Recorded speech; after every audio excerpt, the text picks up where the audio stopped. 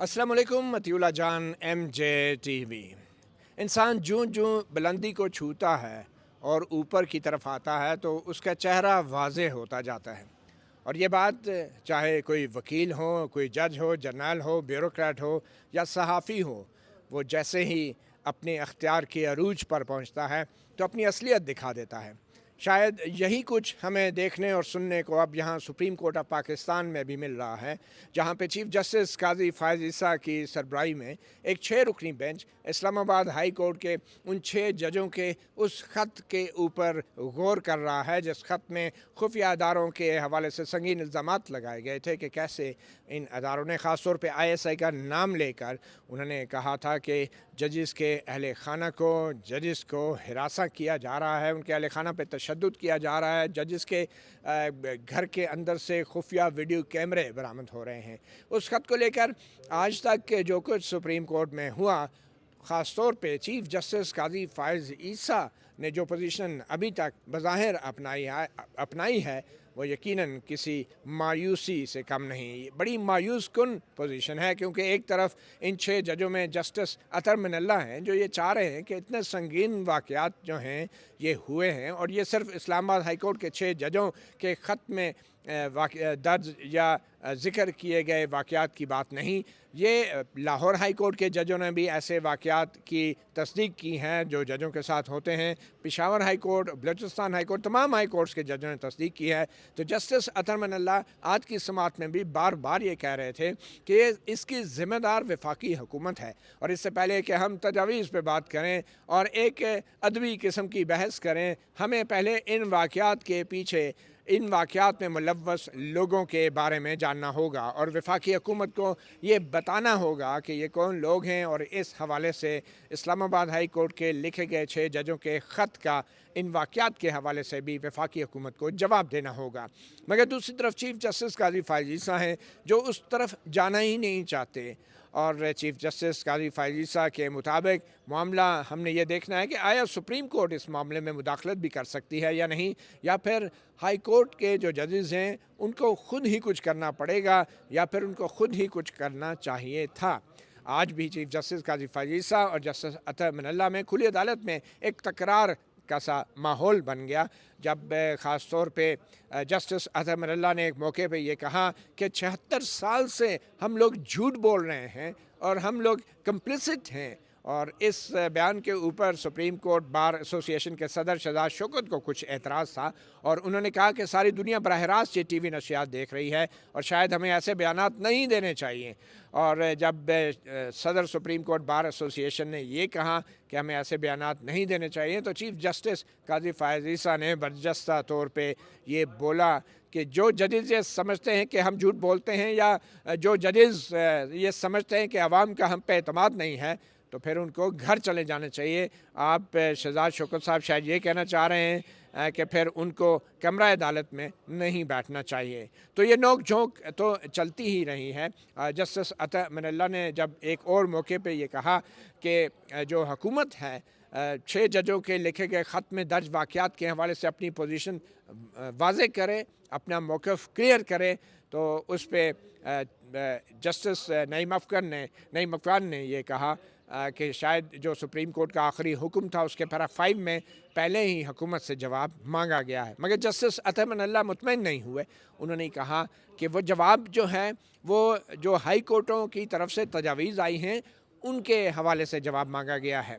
बज़ाहिर वो ये कहना चाह रहे थे कि असल जवाब जो हुकूमत ने देना है वो उन वाक़यात के हवाले से है जो इस्लामाबाद हाई कोर्ट के 6 जजों ने जिन वाक़यात का अपने ख़त में ज़िक्र किया है। इस ख़त को लेकर अभी इस्लामाबाद हाई कोर्ट के अंदर भी काफ़ी कुछ हो रहा है, और उन 6 जजों में शामिल जस्टिस बाबर सत्तार और जस्टिस सरदार एजाज़ इसहाक़ की तरफ से भी उस ख़त के हवाले से एक ख़ास किस्म का फ़ॉलो अप आया है, या एक और रद्द अमल कहें वो आया है। जस्टिस बाबर सत्तार ने हाल ही में ऑडियो लीक्स के एक केस में उस ख़त के हवाले से कुछ वजाहत की और कहा कि उन्होंने अदलिया की आज़ादी की खातर ये ख़त लिखा था। ये एक अदलिया का अंदरूनी ख़त व किताबत थी जो कि लीक हो गई, और फिर उन्होंने ये भी कहा कि ये कोई शिकायत नहीं थी, ये महज एक इंफॉर्मेशन थी और ये मामला सुप्रीम जुडिशल काउंसिल से रहनुमाई लेने के लिए इस खत के ज़रिए मामला उठाया गया। तो बहरहाल आज की जो समाअत थी उसमें जस्टिस मुसर्रत हलाली ने भी कुछ रिमार्क्स दिए और उनका ये मौक़िफ़ था कि जो इंटेलिजेंस इदारों पर इल्ज़ामात लग रहे हैं, तो इंटेलिजेंस इदारों के साथ तो पहले भी लोग राब्ते में रहते हैं अदलिया में तैनाती होने से पहले। और फिर उन्होंने ये भी कहा कि एक वक्त था कि जब इंटेलिजेंस इदारों की सिक्योरिटी क्लियरेंस के बगैर कोई जज हाई कोर्ट में तैनात ही नहीं हो सकता था। तो जिस पे फिर जस्टिस अतम नल्ला ने कहा कि चीफ जस्टिस काजी फ़ाइज़ के आने के बाद अब इंटेलिजेंस इदारों की जो रिपोर्टें हैं उनको जुडिशल कमीशन बिल्कुल उनको कंसिडरेशन में नहीं लाता और उनकी बुनियाद पर जजों की तैनाती का सिलसिला अब बंद हो चुका है।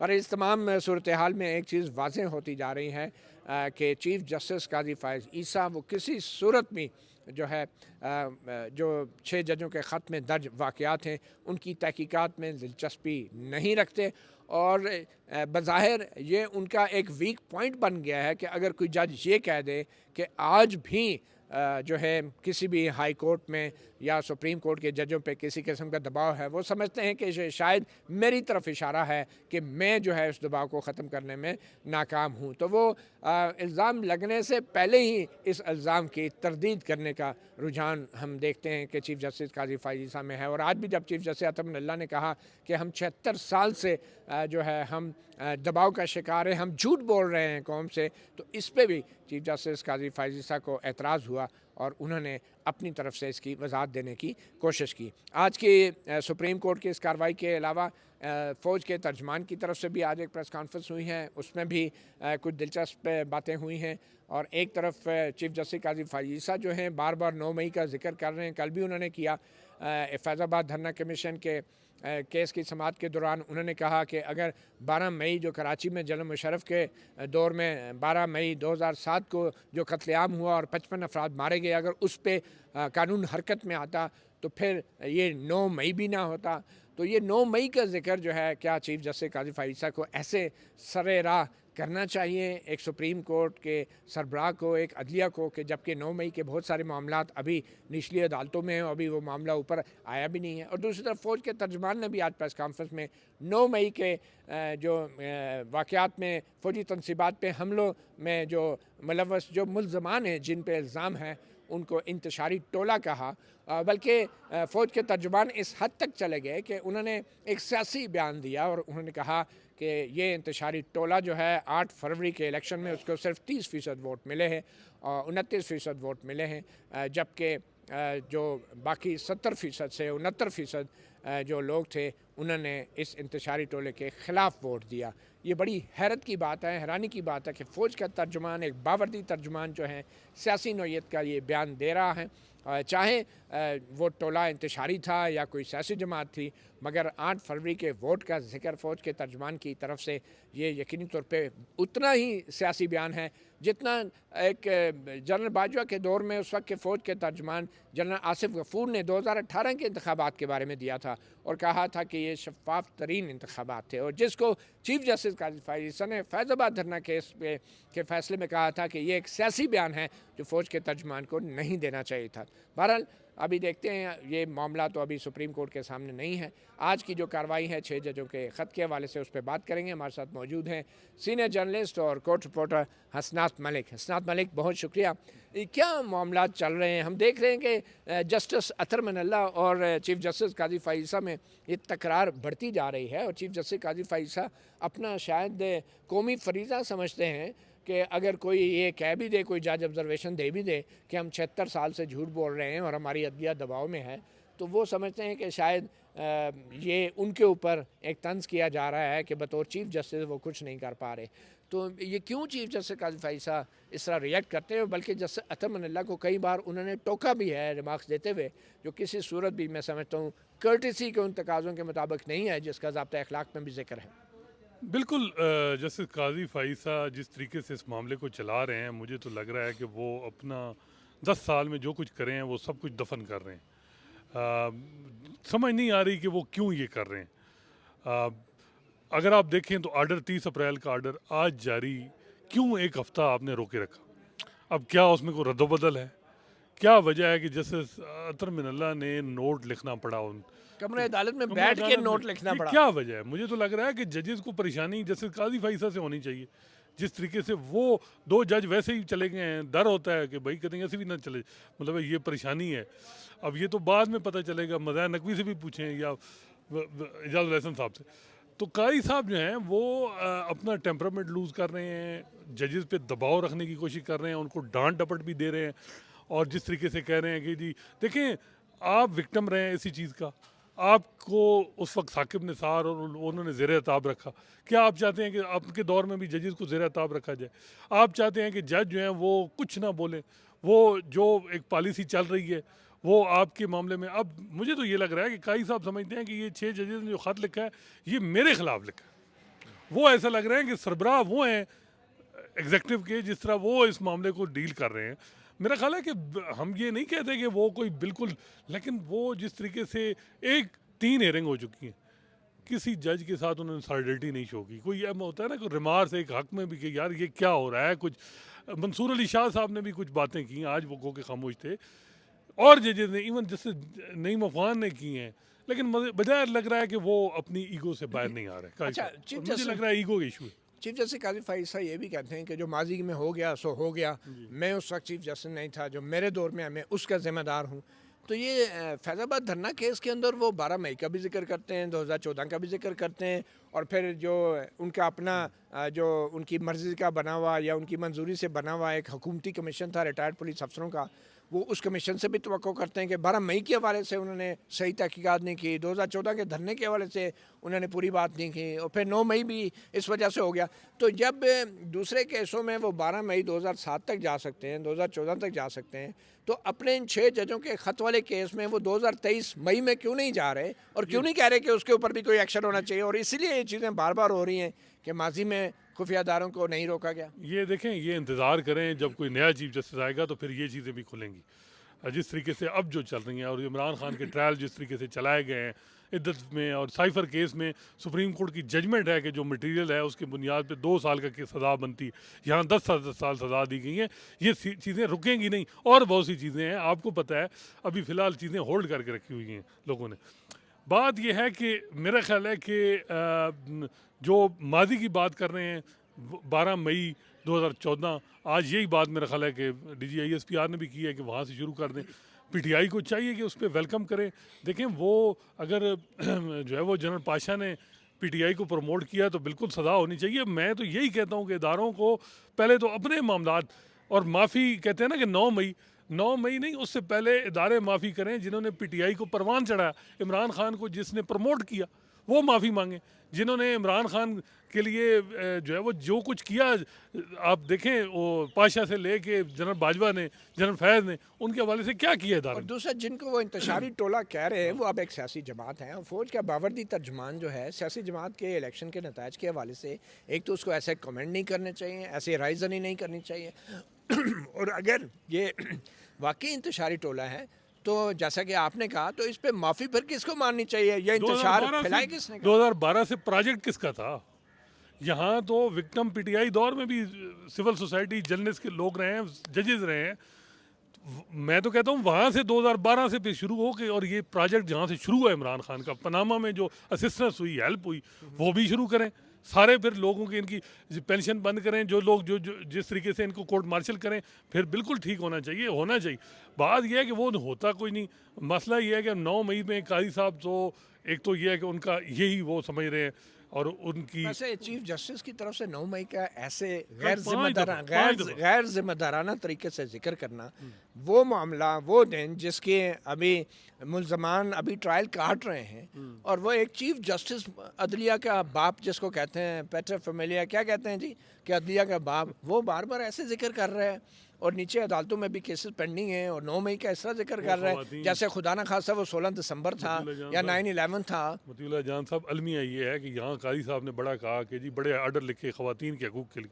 कुछ ख़वातीन हैं जो सिर्फ प्रेस कॉन्फ्रेंस नहीं की, जिन्होंने इस्तेकाम पाकिस्तान ज्वाइन करने की, 9 मई भूल जाता, उनको अभी पाबंद सलासिल है।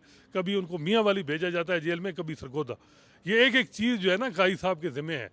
बात यह है कि जो ये कहते हैं कंपसिटी नहीं है, कुछ नहीं होगी, लेकिन आपकी जो सोच है, देखें फिर आप इतने स्ट्रांग व्यूज़ के साथ आप चीफ जस्टिस ना रहें माजरत के साथ। अगर आप कह रहे हैं ना कि जस्टिस अतर मिनल्ला के व्यूज़ हैं वो घर चले जाएं, अगर आपके इतने स्ट्रांग व्यूज़ हैं किसी भी जज के तौर पे, और आप इतने स्ट्रांग व्यू अगर आप समझते हैं वो दहशतगर्द हैं, तो फिर आप दहशतगर्द हैं तो पहले दहशतगर्द की डिफिनेशन में आते हैं तो ठीक है, नहीं है तो आपकी अपनी मंशा पे दहशतगर्द नहीं बन सकते, फिर आप भी कर जाएं। मसला ये है कि ये फिर ओपन इस तरह नहीं हो सकता कि आप जो है वो अपनी मंशा और कोई और जज एक्सप्रेस करे जैसे अतर मिनल्ला, उस पर आप तिलमिला जाएँ, गुस्सा कर जाएँ। और मैं ये देख रहा हूँ कि अब जैसे अतर मिनल्ला और जैसे काजी फ़ाई साहब पॉइंट ऑफ नो रिटर्न पे हैं, जिस तरीके से चीज़ों को लेके जा रहे हैं, जैसे अतर मिनल्ला जो हैं वो भी बिल्कुल वो नहीं रुक रहे हैं। मेरा तो ख्याल है कि अब उनको हम इस वजह से कि जुडिशरी की के लिए, क्योंकि काजी साहब को परवाह है नहीं, तो फिर ये है कि ये इतनी डिवीज़न जब हो जाएगी तो हंसेगी पूरी दुनिया कि यार ये क्या, ये किसको अकाउंटेबल करेंगे। यहाँ तो आपस में ही एक दूसरे से मामला ठीक नहीं है। जब एक चीफ जस्टिस 7 दिन अपना आर्डर होल्ड करके बैठा हुआ है, क्यों नहीं साइन करवा रहा दूसरे जजेस से कि कहीं वो नोट ना लिख दें। वो आपको किस चीज़ के, आप उनकी दफा के लिए बैठे हैं, किसके लिए बैठे हैं। मतलब ये है कि मेरा ख्याल है कि ये प्रोसीडिंग कंक्लूड होनी चाहिए कि अगर जिस तरीके से ये डिवीज़न है, डेटरेंस वो जैसे अतर मिनल्ला ये खाक डेटरेंस है, ये तो ये है कि काजी साहब उनको तो हुकूमत को, अटार्नी जनरल को भी यहाँ बात करने की ज़रूरत नहीं है जिस तरह काजी फ़ाइज़ा साहब मामले को डील कर रहे हैं। मेरा ख्याल है कि मामले को कंक्लूड करके डिसाइड गाइडलाइन, और जो भी जिस चीज़ का अतर मिनल्ला साहब में भी उनके साथ मंसूर अली शाह साहब शामिल हो जाएंगे नहीं, बाकी तो जो है वो एक ज़हरी बात है, चीफ जस्टिस है, वो बादशाह क्या कहते हैं बाप है, या जो भी उसके साथ ही चलेंगे जो भी मामला हैं। लेकिन बहरहाल बाप और सौतेला बाप में बदकिस्मती से हमारे मुआशरे में बहुत फ़र्क है जो होना नहीं चाहिए। बट एनीवे, एक जो आपने शुरू में एक बात की कि जो गुज़श्ता समात थी उसका ऑर्डर ही नहीं लिखा गया। अच्छा, उस ऑर्डर में भी ये लिखवाया गया था कि हुकूमत जो है वो जवाब फाइल करे। जो हाई कोर्ट ने इल्ज़ाम लगाया, यानी हाई कोर्टों ने जो बात की स्टेटमेंट की है, स्टेटमेंट की है, अब उस पर क्या जवाब आएगा फाइल तो करे। आर्डर में क्या चीज़ है वो अब पता चलेगा, क्योंकि अतर मिनल्ला साहब को क्यों लिखना पड़ा, ये चीज़ तो आर्डर में थी उस वक्त, हाँ, ये क्यों लिखना पड़ा उनको। और वो शायद इसलिए कि अब मामला जस्टिस अतर मिनल्ला ने भी जैसे कहा कि वो जो जवाब मांगा गया था वो तो आप सिर्फ तजावीज़ जो हाई कोर्ट ने दी हैं उनकी तजावीज़ पे जवाब मांग रहे थे, और जो वाक़यात हुए हैं वहाँ आर्डर तो अब तो आजकल रिकॉर्डिंग मौजूद है कि तो अतर ये काजी साहब को 2-3 कई केसेस में, जनरल फैज़ के मामले में जो वो मामला उन्होंने टॉप सिटी वाला भेजा था, उसमें उन्होंने एक पैराग्राफ लिखा, हालांकि यहाँ डिक्टेट नहीं कराया कि जी ये बड़ा स्टिग्मा है इंस्टीट्यूशन पे, ये है वो है, इतना कुछ केस बना के फिर भेज दिया। देखें, जब आपने आर्डर में डिक्टेट कराना है चीज़ें, तो फिर ये है कि उन जजेस को भी टाइम मिलना चाहिए था, 2-3 दिन पहले, 4 दिन पहले उनको भेज देना चाहिए था। ये किस चीज़ के तो मामले में आपके ख्याल में चीफ जस्टिस काजी फ़ाइज़ा ने कैमरा अदालत में आके वो ऑर्डर सर्कुलेट इसलिए कराया ताकि कोई जज जो है वो इख्तलाफी नोट लिखने के लिए उसके पास टाइम ही ना हो। मगर हैट्स ऑफ टू जस्टिस अतर मिनल्ला, उन्होंने वहाँ बैठे बैठे अपने हैंड राइटिंग से इख्तलाफी नोट लिखा, और उन्होंने जो उस नोट में लिखा फिर उसको ख़ुद पढ़ा भी, और उन्होंने वाज़े तौर पे कहा कि जो संगीन किस्म की मुदाखलत है, इल्ज़ामात लगाए गए हैं, ये हाई कोर्टों के जो रिप्लाइज़ आए हैं उनके मुताबिक ये मुदाखलत अभी भी जारी है, और खुफिया अदारे वफाकी हुकूमत के कंट्रोल में होते हैं, और जो कुछ उन पर इल्ज़ामात हैं इसका जवाब जो है वो वफाकी हुकूमत देने की पाबंद है। और इस नोट के पढ़ने के दौरान आप ये देखें कि चीफ जस्टिस काजी फ़ाइज़ा ने इंटरप्ट किया, उन्हें रोका और कहा कि जो आपने कहा है ये तो मैं पैरा 5 ऑर्डर में लिख दिया गया है। मेरे ख्याल में जस्टिस नईम अफ़गान ने उनको कहा कि ये पैरा 5 में लिख दिया गया है, लेकिन उसके बावजूद जस्टिस अतर मिनल्ला ने फिर वजाहत की और कहा कि नहीं, वो सिर्फ प्रपोजल्स के लिए लिखा गया है कि हुकूमत जवाब दे और इन वाक़यात के असल हवाले से में कोई मतीउल्लाह जवाब जान नहीं। साहब, मसला ये है कि सुप्रीम कोर्ट में ये भी होता है कि कोई जज एलिवेशन बड़ी मसला है। 17 जज हैं, 125 में से कोई सुप्रीम कोर्ट का आपको ले आए तो मरहून मिन्नत बड़ा बंदा रहता है। अच्छा। अब ये चीज़ जो है ना, इससे भी जजेस को निकलना होगा। ठीक अच्छा। है, कोई आसान नहीं है कि कोई आपको ले आया है सुप्रीम कोर्ट, ये वो। मेरा ख्याल है कि अब मैं देखता हूँ कि जजेस जब सीट पे होते हैं तो वो उनके मजबूरन रहते हैं। जिस तरह बंदयाल साहब के दौर में बंदयाल साहब ने जूनियर जजेस को लाए, वो हर काम उनके ज़रिए करवाते चलें, रहे। ये जो तो ये जज चीज़ें में जो जज अगर मरहून मिन्नत हो जाता है तो मेरे ख्याल में उसे मरहूम मिन्नत हो जाना चाहिए। देखिए, मगर मतलब है कि ये जब तक, अब मैं जिस तरह रोका जा रहा था, देखें क्या फ़र्क है बंदयाल साहब और काई साहब में। बंदयाल साहब भी जजमेंट रोकते थे, नहीं करते थे कि कहीं कोई आर्डर लिख दे, वहाँ अपलोड नहीं होती थी जजमेंट। अब भी यही हो रहा है। सुप्रीम कोर्ट के आज जो सदर हैं शहजाद शौकत साहब, वो तो बगैर लगा कि प्लानिंग के साथ उनको मैंडेट ये मिला है सोशल मीडिया और सहाफ़ियों के खिलाफ। वो सिर्फ उनको एक ही बात आती है, क्योंकि उनको बगैर ये है कि जो उनको सपोर्ट करने वाले थे इलेक्शन में, वो कहते हैं कि सोशल मीडिया पे आपने क्वेश्चन करना है। और कादी साहब ने आज पॉइंट करवाया कि ये जो आपने पैराग्राफ सोशल मीडिया पे, तो कादी साहब की और सुप्रीम कोर्ट बार के सदर की और हुकूमत की सोशल मीडिया के हवाले से एक ही सोच है। और ये और ये Pakistan bar council, supreme court bar association, chief justice, जब ये तीन बड़े जो हैं एक पेज पे हो जाएं तो फिर मीडिया का, सियासतदानों का और फिर मतहत अदलिया के हाई कोर्ट के जजों के साथ जो हो रहा है वो तो फिर समझ आ रही है देखें, बात। हमारी सोसाइटी में अल्लाह का शुक्र है कि रेजिस्टेंस है, ऐसी बात नहीं है। विद इन जुडिशरी भी तो देखें ना, लोग बोल रहे हैं। ये वो जजेस हैं जिनको हम ये नहीं कहते कि ये माजी में कोई प्रो पीटीआई रहे हैं या बंदयाल कैंप रहे हैं या साकिब निसार कैंप रहे हैं। ये कादी साहब के साथ ही खड़े रहे हैं। और कादी साहब के वकील थे जैसे बाबर सत्तार, कादी साहब के वकील थे सलाउद्दीन अहमद और हामिद खान। वो क्या सोच रहे हैं? कादी साहब कहाँ खड़े गए हैं? कादी साहब अलग हो गए हैं, लोग उधर ही खड़े हैं। वो अपनी पोजीशन, वही जो उनका कंसिस्टेंट व्यू है चीज़ों के बारे में, वो कर रहे हैं। याद रखें, इस वक्त कोई भी नहीं चाह रहा कि इस मामले में कोई इस लेवल तक, हालांकि जो आप कह रहे हैं वो एक आइडियल बात है, लेकिन उस तरफ जा ही कोई नहीं रहा कि एक्शन लिया जाए ये वो। लेकिन काई साहब तो मनला तो ये चाह रहे हैं। वो कह रहे हैं डेटर्स मेंटेन रखो, क्रिएट करो, डेटर्स क्रिएट करो। अब डेटर्स किस चीज़ से क्रिएट होगा जब आपके जो हेड हैं वो कहते हैं कि हाई कोर्ट जाने और हम जाने, ये जिस तरह के रिमार्क्स काई साहब दे रहे हैं। और वो सुप्रीम कोर्ट बार की सदर की जो स्टेटमेंट आई वो उनको इतनी पसंद आ रही थी। और सबको पता है इंडिपेंडेंट ग्रुप, हुकूमत और ये एक पेज में है काई साहब। तो खैर ठीक है, चीज़ें चलती रहेंगी, लेकिन मेरा ख्याल है इतना आसान नहीं क्या है। आपको लगा है कि ये जस्टिस मंसूर अली शाह ने जो मखसूस नशस्तों के हवाले से फ़ैसला दिए हैं उससे भी हालात कुछ ज़्यादा ख़राब हुए हों या कोई ज़्यादा जज्बाती हो गया हो? लेकिन देखें, आज जस्टिस मंसूर अली शाह बिल्कुल खामोश रहे, कोई बात नहीं की उन्होंने। वो ज़ाहिरी बात है नर्वस 90s में भी हैं, लेकिन कल उन्होंने बड़ा फ़ैसला दिया है, जब हिम्मत दिखाई। बड़ा मुश्किल होता है चीज़ों में। आज वो मैं देख रहा था कि कारी साहब से भी उनकी इंटरेक्शन, जो बातचीत होती है, एक दो दफ़ा वो कर रहे थे, लेकिन नहीं, वो इस तरह जो एक क्वाडियल तरीके से जो हर मामले में होता है ना कि काई साहब आज लेफ़्ट साइड पे ज़्यादा देख रहे थे, राइट साइड पे उनको, क्योंकि इधर अतर मिनल्ला साहब थे, वो मंसूर अली शाह साहब थे। तो अब जब काई साहब पे तो जब मुश्किल आई, मामलात आया, तो ये जजेस जो होते मंसूर अली शाह, हालांकि अज़हर सदीक साहब और ये लोग एक्टिव हो गए थे कि जी लाहौर में इन खिलाफ कोई नवी आ रही हैं चीज़ें, वो खड़े रहे, मकबूल बाकर साहब खड़े रहे और जजेस खड़े रहे। अब काई साहब क्या करते हैं? बज़ाहिर ये लग रहा है कि वो जो अपने व्यू स्ट्रांग हैं उससे पीछे नहीं हट रहे। बहुत शुक्रिया हसनात मलिक साहब। तारीख़ में वही लोग याद रखे जाते हैं या सिर्फ उनके चेहरे ही लोगों को याद रहते हैं जो कुछ अपने मुल्क के लिए, मुआशरे के लिए और अपने इदारों के लिए करके जाते हैं। और ये जो कुछ भी करना होता है उस मुल्क के आइन और कानून के मुताबिक ही होता है। पाकिस्तान की तारीख़ में भी जिन लोगों ने पाकिस्तान के आइन के साथ, कानून के साथ बुरा किया, तारीख़ ने उनको और उनके चेहरों को भुला दिया है। अब बारी है चीफ़ जस्टिस काजी फ़ाइज़ा की, जो नवंबर में रिटायर हो जाएंगे। और फिर क्या उनको जस्टिस मुनीर, मौलवी मुश्ताक की तरह याद रखा जाएगा या फिर उस काजी की तरह कि जिसके बारे में ख़ुद काजी फ़ाइज़ा कहते हैं कि उसने पाकिस्तान बनाने में कायद-ए-आज़म की मदद की थी। मतीउल्लाह जान, MJ TV से इजाज़त दीजिए। अल्लाह हाफ़िज़।